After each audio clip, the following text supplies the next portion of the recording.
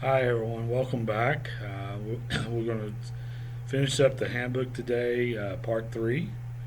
We'll go over some more highlights of the handbook. As I mentioned before, I'm not reading every single word. You guys all know how to read, and so you can read it on your own. Also, I've left a description or website, I should say, of drivingtest.org where you can find the handbook. Hopefully, you've already done that, and it's a downloadable PDF file, and you can download it to your computer if you haven't already gotten one of these from me. As I mentioned before, make sure you send me an email stating what day you start and stop and the times, and also the special codes of the videos you watch. You can watch more than one video per day if you'd like. That's fine, just as long as you put the codes in there so that you can be credited for this class. Okay, so we'll also do some assignments on the whiteboard and watch some videos so we can finish up day one, and then start to day two. Day two will be a lot more of the alcohol part of the course, as far as drinking and driving, how much .08. I think all states now, including North Carolina, has .08 as their legal cutoff. However, you'll be surprised. I would imagine how little a .08 looks like as far as how much alcohol it really is. Also, too, how much you still could get charged even if you blow a breathalyzer test under .08. You still can be charged for that. So if you would get your handbook out, or if you've got it on your computer, go ahead and get it where you can see the handbook. Okay, we started finishing up yesterday, or last class, I should say, some of the point systems that if you pass a school bus or progressive driving, how many points will be attacked to your license. Not to mention how many points will be added to your license with your insurance company. And that's a whole total different thing. But anyway, if you'll turn to 35, these are more serious offenses um, than just like a regular speeding ticket, things like that. Manslaughter, a year. Suspension. Death by vehicle, a year. Manslaughter under the influence of impaired substance, permanent. Assault with a motor vehicle, 1 year. Failure to stop and give aid. I'll get with that in a minute. Speeding past 55, at least 15 over, you could lose your license for a year. Prearranged racing, like drag racing, things like that, is 3 years. Watching the race, like say if you and some friends know of a race going on after school, you and your friends could get in trouble just as much as the people racing. Basically, you're egging it on, you're promoting it, and that's not good. Willfully refusing to submit a blood or a breath alcohol test. 2 charges of reckless driving. The breathalyzer test is 1 year. I'll talk to you about that as well. 2 charges, reckless driving committed within 12 months, 1 year. Attempting to obtain a license or learn under false pretense. Let's say you're from another state, but yet you tell the DMV you're from North Carolina, obviously. That could be a problem. Or let's say, for instance, you give another name or something like that. That could be a problem. Failure to yield right away when entering an intersection could be 90 days or a $500 fine. Okay, let's get back to the failure to stop and render aid. If you arrive on the scene, you're like one of the first ones at an accident. You're supposed to, I would hope all of you, at least make sure of this. You're supposed to stop, and even if it's to call for 911 from your cell phone or something like that, or render aid. It's important. I mean, we're all human. I mean, sometimes we need help. Another thing too, North Carolina is what I was going to say is the reason I mentioned this. North Carolina has what's called the Good Samaritan law, meaning if I'm driving past an accident and I'm no EMT, first responder, police, or fire, or anything like that, and I come upon an accident and the car smells, got fumes coming from it or smoke, and I see someone trapped inside the car, and I'm able to get them out, but I break their hand, or by the accident, or crack a rib, or just I'm doing my best to try to get them out of the car to save their life. That's all I'm trying to do. I'm not trying to win any awards or anything like that. I'm just trying to help someone get out of the car. Well, North Carolina, the Good Samaritan law basically says I can't be sued or held criminally liable for trying to help you. So really, if you come across the scene, there's really no reason not to stop, because you're protected under the Good Samaritan law that you're trying just to help. Okay, now obviously, if EMT's there, or fire, or police, or whoever, let them take over. They're professionals. They know what they're doing. But you're just trying to help someone. That's all it is. Also, pertaining to the part of alcohol, as far as a year suspension if you refuse to oblige into if the officer asks for a blood test or alcohol test or any kind of test. Let me explain that. North Carolina has a implied consent law, meaning if you sign your name to the bottom line says, yes, I want my license, or yes, I want my permit, or whatever the case may be, you're waiving right to that. In order, you can still refuse. I mean, we still live in a country where you have that option, but just know that your license will be suspended for a year. So if you feel like you're, treat the officer in a disrespectful manner, and you say, no, I'm not doing it, well, guess what the officer's going to do? He's going to probably take your license there. Okay? So just be aware of it, be understanding. Like I said before, you do not have to do that. Okay? Getting back to the license as far as signing your name, one more thing, and I cannot remember if I mentioned this in previous videos. I'll go ahead and mention it now. Once you're over 18, and gentlemen, we talked about the selective service. We live in a time right now, we have the technology, we have a great military, and chances are for a draft are slim, but there are chances still. 18 to 25, you're supposed to register for the selective services. That helps with your college tuitions and things like that as well. But if you do not sign your name saying you're going to agree to be in the selective service, they're not going to give you your license. Okay, that's cut and dry, ended story. I had a student one time, he decided, I don't know if it was a personal thought or just being funny, I'm not sure of that. I don't know, once you guys leave my class, I don't know your thoughts. He didn't get his license. I mean, that was in the story.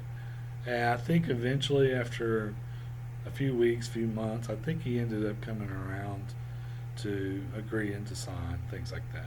So North Carolina has a Good Samaritan's law, meaning if you come to an accident, you're supposed to help, first of all, that's the law, but you also, too, don't worry about being sued or held criminally liable if you hurt them.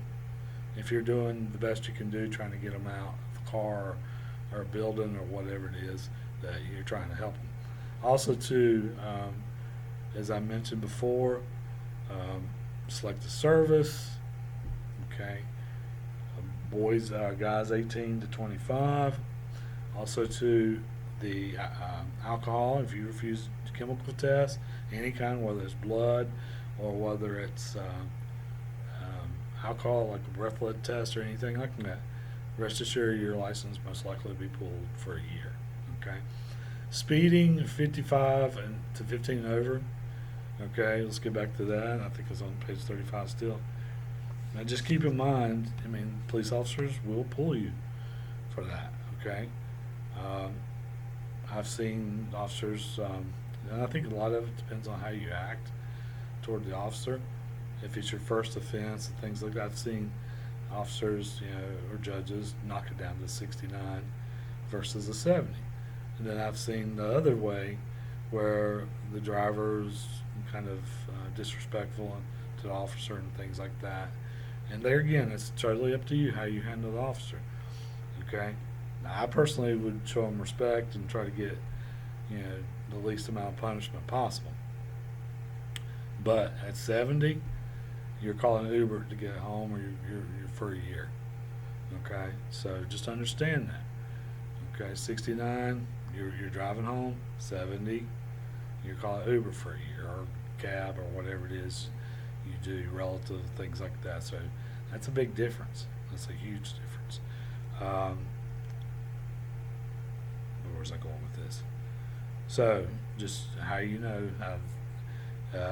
70 and 65, 55, you could get your license pulled. So just understand that. Okay. All right. So we're going to continue on.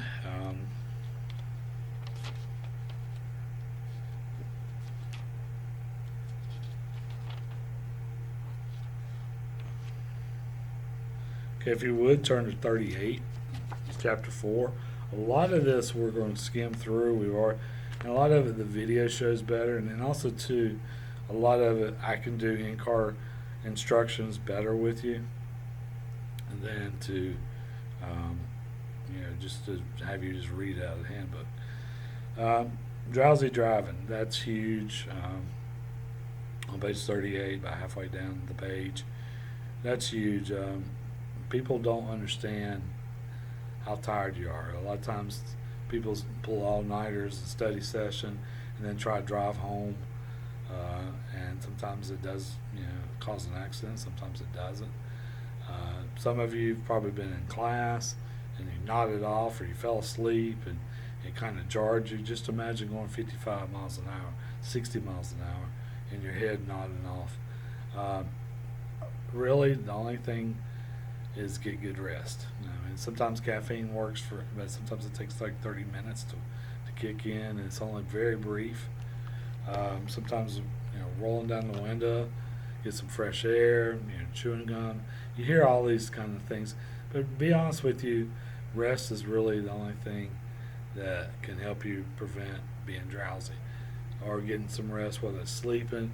There's all kinds of physical exertion. If you play sports, if you worked all night, there's mental, whether you're cramming for exams, whether you're doing job applications, mental strain, maybe you've had an argument, things like that. And so there's a lot of reasons why you could be drowsy.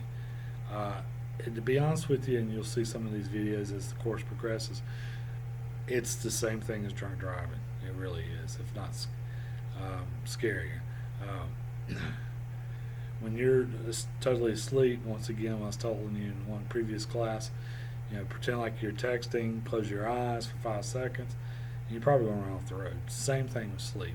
There is a thing called microsleep, that when you're just trying to keep your eyes open and kind of nodding your head, trying to wake up and things like that. And so and a lot of times you forget miles driven, things like that. You don't know how you got to point A to point B.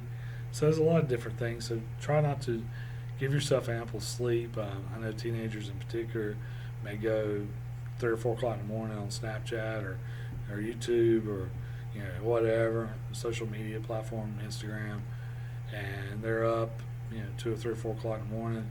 You got to be at class at 7, 8 o'clock in the morning, and they're sleepy. Well, if you tried to drive to school sleepy, you could cause an accident, especially if it's dark, still dark outside when you get in the car to go to school. So be aware of that. Give your body enough sleep so that you won't fall victim to being drowsy. Sometimes, to be honest with you, if you can find a place and take a nap, maybe a Walmart parking lot, or rest area or something like that. Turn the car off, lock the doors, maybe take you a 15-minute nap. That's better, and especially if you're on a long trip. If you're driving like from here, from North Carolina to Florida, obviously that's a good long trip. You may want to pull over to a safe parking lot and get you 15 minutes, get you a 15-minute nap. But once you wake up, whether it's 10 minutes, 15, 5, whatever, get up and walk around. You get the blood flowing. Go outside, maybe walk around your car if you don't have a shopping center. If it's a shopping center, get up and walk through the shopping center for a few minutes just to get your blood flowing and just to get your everything going like you normally have it. Because if you're like me, you would wake up and kind of still be groggy and sleepy and kind of cranky and still be where you don't want to drive. So by you walking around, you can easily kind of wake up and get the blood flowing and get in a better mood, get coherent, things like that. The next section we're going to talk about distractions on the next page. I'm going to put it on pause and go to the whiteboard. And I want you to do a couple assignments. Some of you have already done this assignment. It's been a few months since I've seen you. Go ahead and do it again. It won't take 5-10 minutes of your day, and it just kind of jumpstart your brain again about what we're talking about. As I mentioned, distractions are huge. Unfortunately, that's just a way of life. Just keep in mind, remember we're talking about responsibility, and I'm a big fan of that thought. Just remember, the distraction's not the problem. You paying attention to distraction. So to give you an example, a lot of my teenagers, when they're driving with me, we'll be driving down the road and there'll be a side street coming out from the side. And they'll see in their peripheral vision, which is good, they're paying attention out of their peripheral vision, which is wonderful. They'll see a car come up really quickly and stop at the stop sign or stoplight, whatever the case may be. And it's very natural, very common.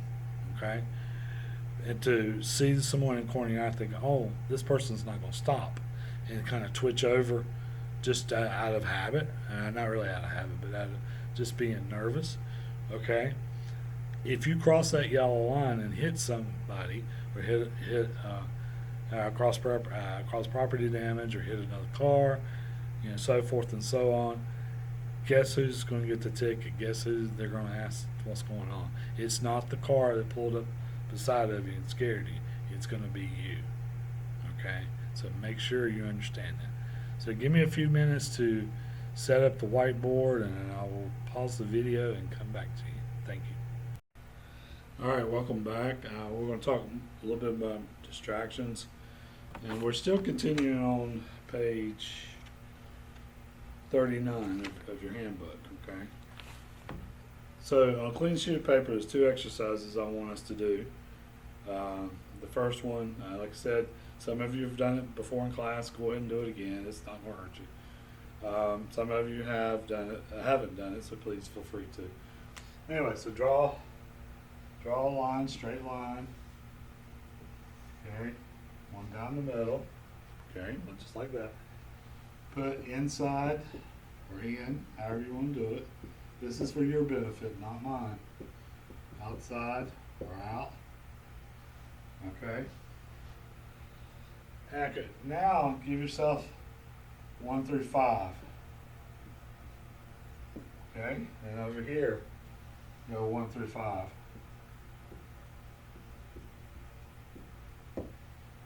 Okay. And pause it. What I want you to do, pause the tape, is think of 5 in-car distractions and 5 outside distractions. Okay, and we'll discuss these in just a second. So if you would, please pause the tape. Okay, some of the in-car distractions, some of you already know, would be my way of looking at it: cell phone, or texting, or talking, either one. Eating in the car. Passengers or people. people talking. Maybe there's kids in the car. Maybe there's your friends in the car, family members, and they're talking about something. And most likely your mind is on driving as much as it should be. Okay, inside, maybe there's a rattle. This is mine in the engine. Something you hear, something kind of doesn't seem right. In the back of your mind, you're thinking, something's wrong with my car. What's going on? Things like that. Another one too that I can visually see, is your controls on your car. Radio, MP3, Bluetooth, etc. You can think of more than this, okay? This is just 5 that I can think of personally. Outside the car. Other cars, traffic.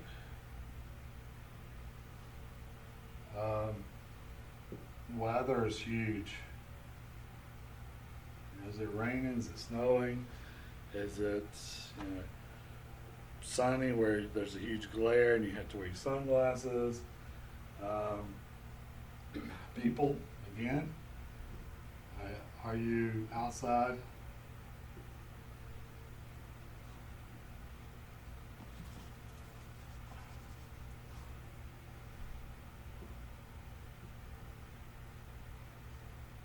Person? Did you see a person walking? What about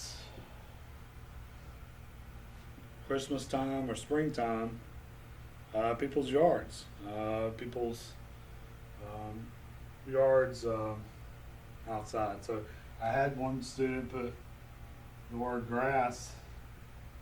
And I thought that was kind of strange, but once he saw it, well, if you go up on a real pretty, nativity scene or really nice Christmas scene or real nice yard, you kind of look over at the nice, and you can be distracted. Traffic again, cars, traffic, road construction. Okay, let's see what else could be. Signs could be a distraction. What if you're going down the interstate and you come across all these green signs, this town this way, this town this way, and you got to figure out what lane to be in? Well, that's a distraction. Okay, so you could go on and on and on and on with distractions. Okay, I just wanted you to see kind of what you're up against. I mean, you can think of more. Hopefully, you came up with more than what I just come up with. Okay. So give me a second, I'll pause the tape, and then, all right, welcome back. The second assignment still deals with distractions, okay? All right, so draw another line, draw a line down the middle. On the left-hand side, put life. On the line, put death. And then on the other side, on the right-hand side, put 42,000 / 800,000, okay? And then in the meantime, while you're doing that, some of you may be faster than others, draw just a handful of circles, just like I just did, okay? And obviously, we're talking about distractions, okay? Obviously, you want to do stuff that's safe. You want to be more to the left of this line than on the line or so. So what happens is if you do stuff, let's say texting, for instance, you get acclimated there. You get, oh, it's not a big deal. You just don't realize how close to the line you really are. Okay? So you want to develop good habits while driving, especially young drivers or new drivers. You don't want old habits or bad habits per se, because you want to do it right the first time. You're responsible for yourself, obviously getting to point A to point B. You're responsible for any passengers. You're responsible for any pedestrians. You're responsible any cars, oncoming cars that are coming your way, or at an intersection, or whatever the case may be. Okay, you're responsible. So you want to develop good habits. All right, so do the circles, the 42,000, 800,000. As I mentioned before, there's stats. There's all kinds of stats, and they're all, up and down, things like. It's just a lot. So what this number is saying is each year in the United States, not North Carolina, but the United States, 42,000 people die in car accidents due to distractions. Okay, that's significant. 800,000 are permanently injured, whether they've lost an arm or a leg, they had brain damage, or they're hooked up to a ventilator or a respirator, or I don't know all the medical terminology stuff, and walk with a limp, or can't walk at all because they got a broke back, broke spine. These people are alive, but their life's changed forever. Okay, these people are no longer alive, obviously. So what I want you to do is, like I said, draw a handful of circles. Okay, draw a little line. You can abbreviate. Think of things that would push you, or not push you, that you could do driving that put you away from the line, left of the line. Let's say I'm going to abbreviate SB for seatbelt. Wearing your seatbelt, right? Obeying the speed limit. We'll just put speed. Okay. Some of the things that can kind of put you in the middle, they're still dangerous, and they could put you over the middle. But like eating would be one.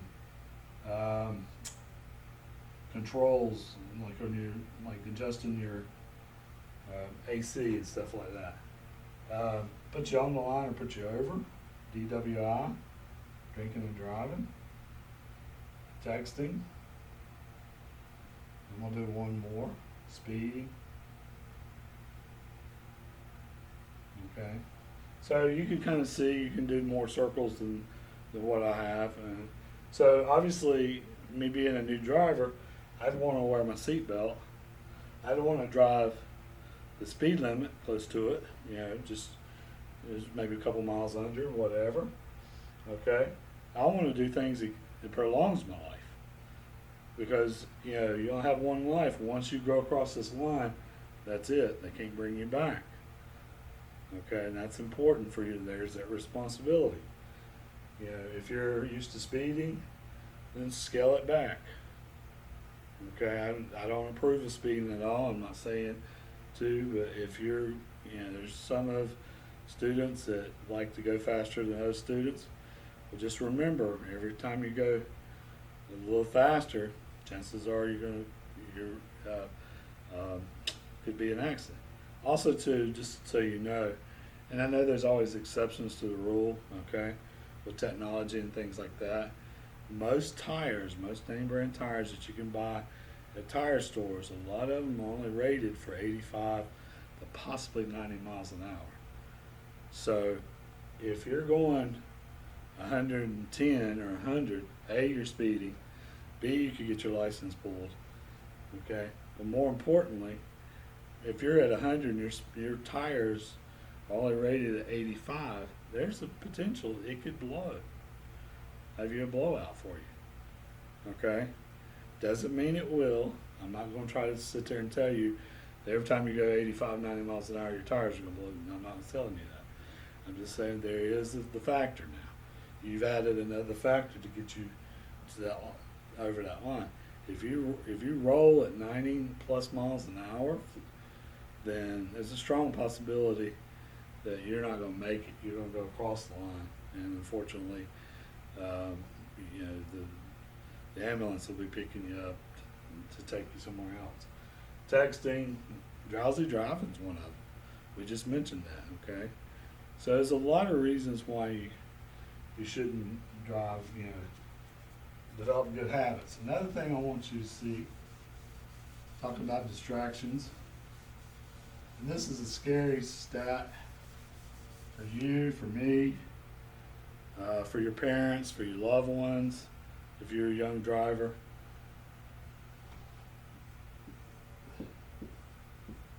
So if anyone from 16 to 24. If you do not live years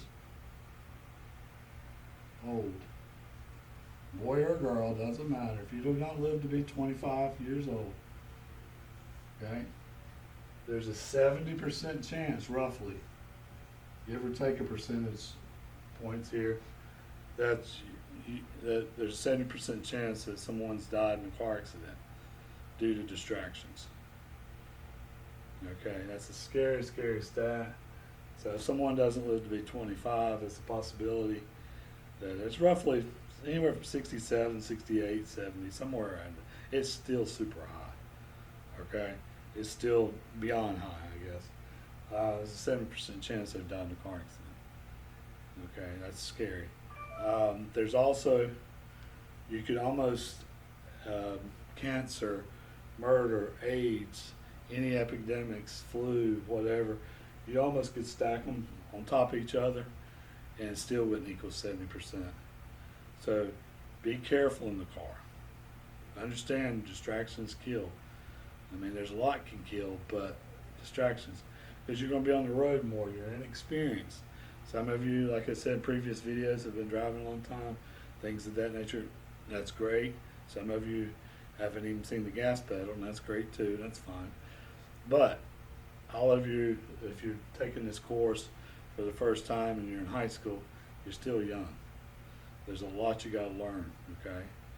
So just understand that when you're going through the process of learning. So be careful, all right? Okay, okay, welcome back. We're going to watch a few videos, small little video clips that I found. Also, there's a PowerPoint presentation that we will go over.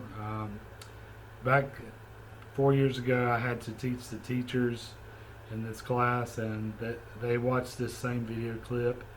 I'll ask some questions, have you answer them to yourself, obviously. I'm sorry that the quality of the video is not wonderful. This particular video is coming from an 18-wheeler's dash cam. It talks about instant karma, meaning it's a tailgating video, things like that. So give me a second to get back to my computer and we'll get started.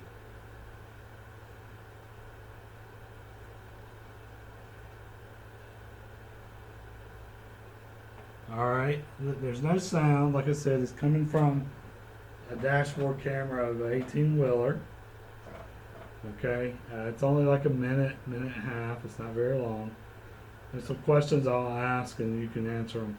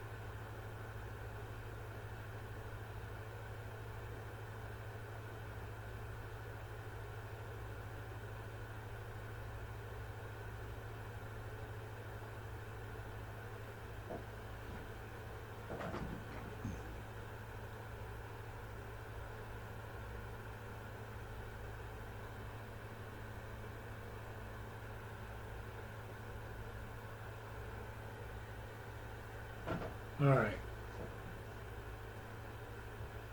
The reason I'm showing you this video, a couple things. I know some of you probably feel that the guy that did the brake check was in the right. Okay, as you can see, I'm going to periodically stop the video. Alright, it's hard to see because of the quality and things of that nature. I apologize once again. as you can see, the guy's behind this one car. He's pushing him pretty hard. And he's wanting for him to pass. Okay. He's hard to see, but there is a car merging onto the highway where my cursor is. Okay, it's hard to see because it's a dark car and it's a dark video. As you can see, there's really, now you can see the car more in view. He can get over a little bit, but there's a car right here to the right. So he chooses to just let the car have some space. Right now they're kind of next to each other, so there's no way he can get over at this point and be safe. Okay? So he chooses to go past him.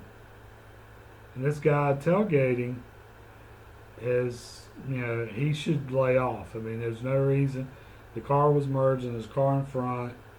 There's really not many places he can go. Now it's starting to clear up a little. He can get over possibly. But by now, this guy's pretty much frustrated with him. Okay? Alright, so now he does a brake check. And like I said, some of you may feel that it was necessary and things of that nature. But when I was getting my license and I was, as I mentioned, teaching the teachers this course, I asked, there was a state trooper in the room, North Carolina state trooper, and I don't know what the consequences are in Wisconsin where this video was filmed, but here in North Carolina, we had a state trooper in our class, and I asked him, I said, who gets the aggressive ticket and who gets the reckless, or does both of them, or what happens? And he said without a shadow of doubt, both get aggressive tickets, which would mean you're looking at, 5 points on your license minimum. The reason the brake check guy gets the same number as the tailgater is the brake check is not necessary. It's not necessary, even though some of you feel he got what he deserved, and I'm not going to go into that with you. But what if there was a child in the first car? What if the gentleman had his wife or girlfriend in the car, or his other children or work buddies or friends? He's endangering. He's putting their life on the line just for the sake of brake check. Okay?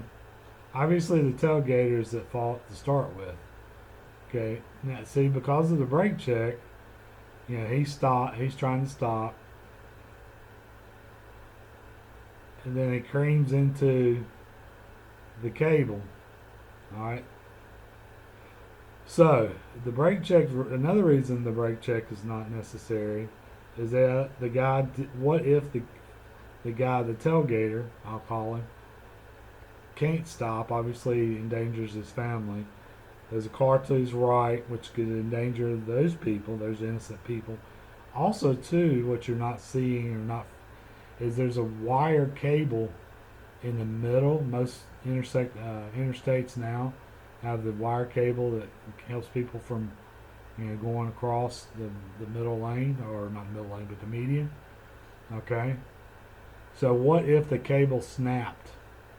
As you can see, possibly, like I said, on the quality is good, there's 2 cars coming. That could be a head-on collision right there where my cursor's at. Not only the property damage, you could have a head-on collision. People could more people could die from it. So even though that some of you feel that the brake check was necessary, nonetheless it wasn't. Okay, you see the one car to your right pulling over to try to help, and then the rest of the cars go by. Okay. So now the PowerPoint I was telling you about. Bear with me if you see any grammatical errors and things like that. As I mentioned, we're going to go through this pretty quickly. Hold on just a second, please, while I get things organized.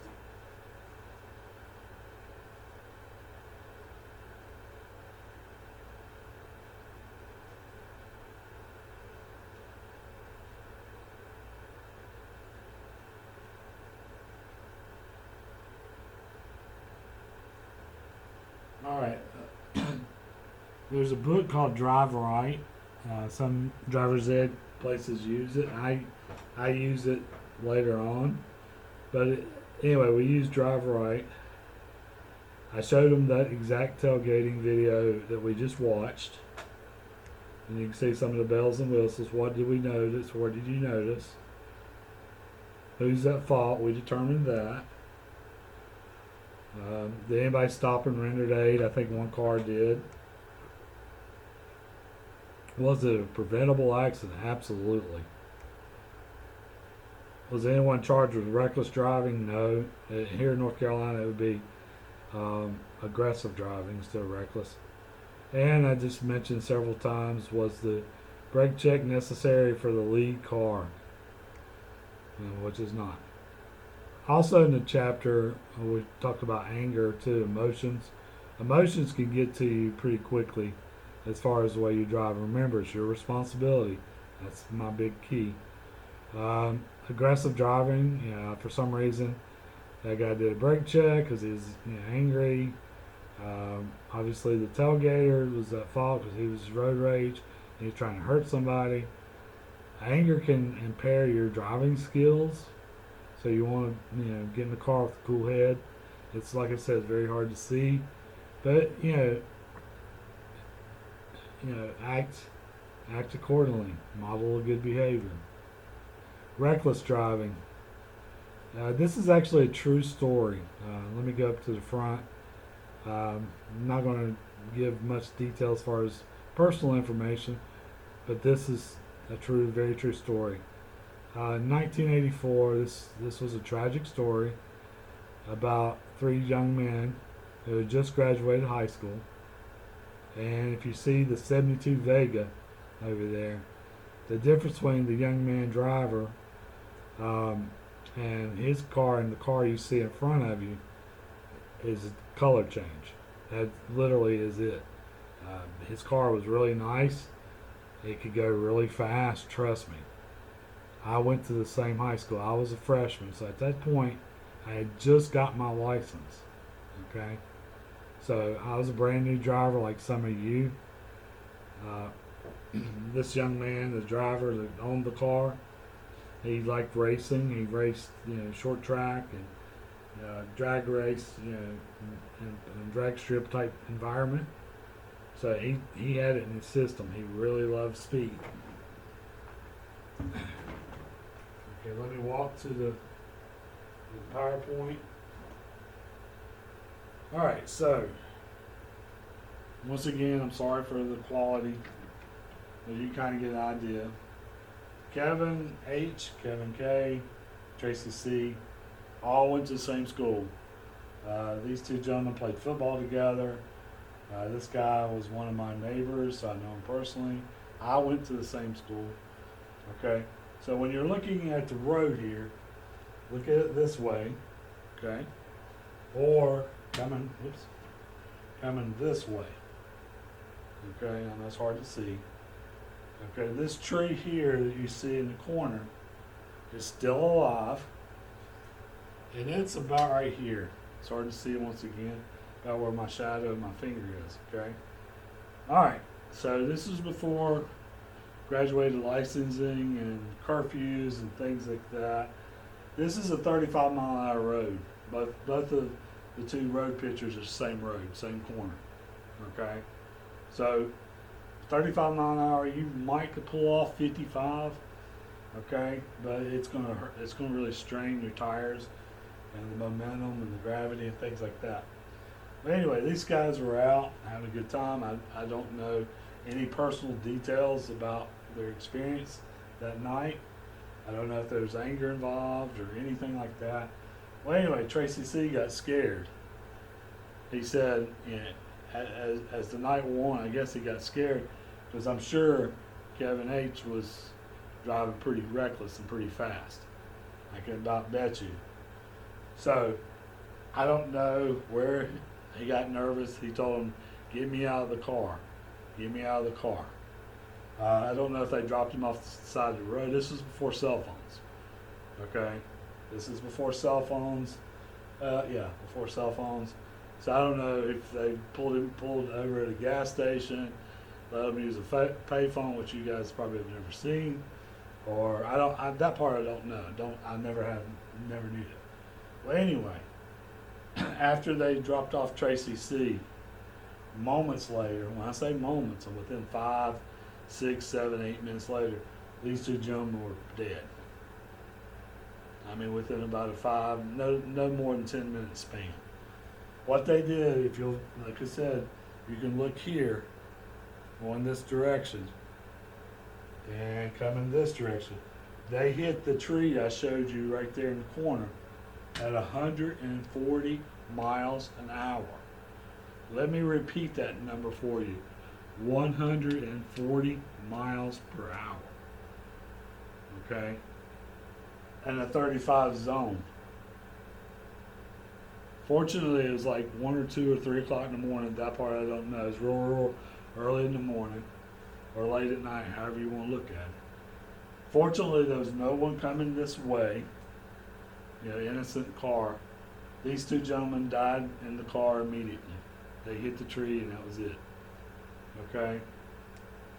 My point being to this story, tragic story, once again, Tracy went on to play college, football I think. He's married, got kids, and lived a full life. These two guys never saw their 19th birthday. Okay? Are you responsible? Do you have enough, and like I said, all three of these are friends. Are you responsible enough to get out of the car? Or will you let peer pressure dictate you staying in the car? Tracy didn't care about peer pressure. He could care less what those two thought of him. And thankfully, it worked for him. But some of you, I know peer pressure, I know friends, and be accepted and things like that, but you have to get out of the car. You have to. If someone says, let's see if this thing goes 100 miles an hour, sure, let me get out of the car. Just because they do it doesn't mean you have to follow with them. Okay? This is a very tragic story, but after some time, it obviously devastated the school, devastated the family, the friends, pretty much anybody and everybody associated with this tragedy was affected by it. All right, let's go back to the PowerPoint.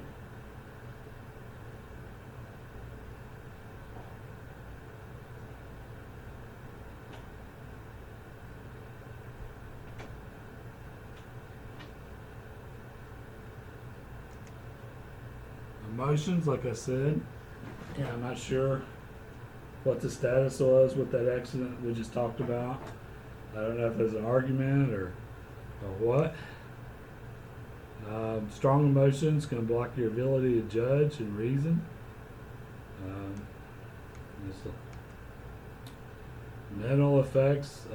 Maybe you've had a bad day at school, or have a bad test grade, or got in trouble, or had an argument with your girlfriend, boyfriend, or your parents. You can miss, if you got behind the wheel, you can miss stop lights and stop signs, could cause a fatal accident. Or if you're upset, do not get in the car, walk it off. Just kind of get out of the car and just kind of walk around for a few minutes. Get yourself together. Other emotions, sorrow, depression, anxiety. As I mentioned, pull over, get out of the car. The Gabby story, this was kind of funny in a way, but the one thing I do admire Gabby for is, and I'll tell you more, her responsibility, her maturity. I taught PE, and Gabby was one of my students, and she came into PE classes, third period, and she's been crying, and I taught at a small school, and I knew her relatives, her siblings, and things like that, because I'd been there for some time. And so she came up to me wanting to know if she could skip PE, and I told her yeah. So I asked her why she was upset. Well, guys, One Direction broke up that day, and she's a big fan of One Direction. And her mascara, her eyeliner, and all her makeup was, she cried it off. So I told her to sit down. So I checked on her throughout the day, and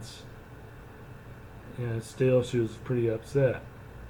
Well, at the end of the day, she called her parents, or I guess it was her mom. I'm not sure. She called someone to pick her up, pick her and her three other siblings up, um, because she was in no shape to drive. She was still emotionally too upset.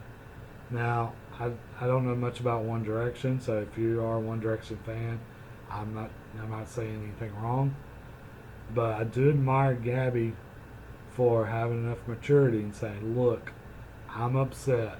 I cannot drive, and I do not want to risk the lives of my siblings." So, yes, it was kind of a unique situation why she was upset, but as again, I admire her for at least, at least making sure her brothers and siblings got home safely. The rest of this PowerPoint we're not going to go over right now. I think that's pretty much it as far as the PowerPoint.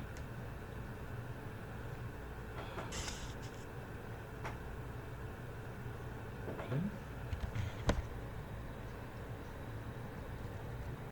Okay, welcome back. We'll finish up this video.